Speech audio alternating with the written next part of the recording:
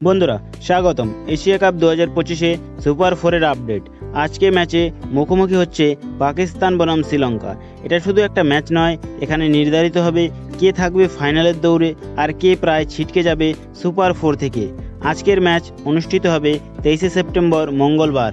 ম্যাচের venue Abu Dhabi Sheikh Zayed cricket stadium. ভারতীয় সময় অনুযায়ী ম্যাচ শুরু হবে রাত 8টায়।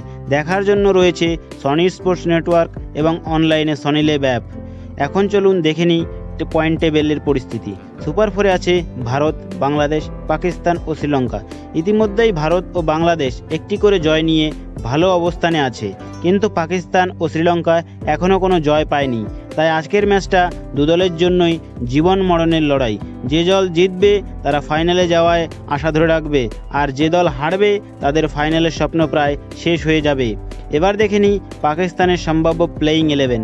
ফকর জামান, সাহেবজাদা ফরহান, শ্যাম আয়ুব, সলমান আলী আগা, হোসেন তলট, মোহাম্মদ হারিস, মোহাম্মদ নওয়াজ, আবরার আহমদ, শাহিন আফ্রিদি, হারিস রউফ এবং ফয়াম আশরাফ।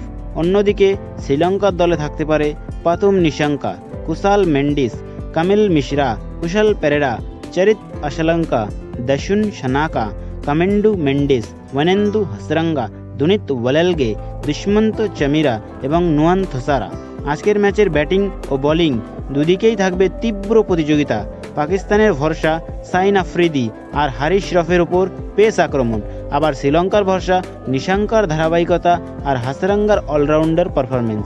সবচেয়ে গুরুত্বপূর্ণ হবে নেট রান রেট, কারণ শুধু জিতলেই হবে না, বড় ব্যবধানে জিততে হবে। একটা ছোট ভুলও হয়ে যেতে পারে ফাইনালের রাস্তা বন্ধ। তাহলে বন্ধুরা, আজকের পাকিস্তান বনাম শ্রীলঙ্কা ম্যাচে এক কথায় ফাইনালের মতোই গুরুত্বপূর্ণ।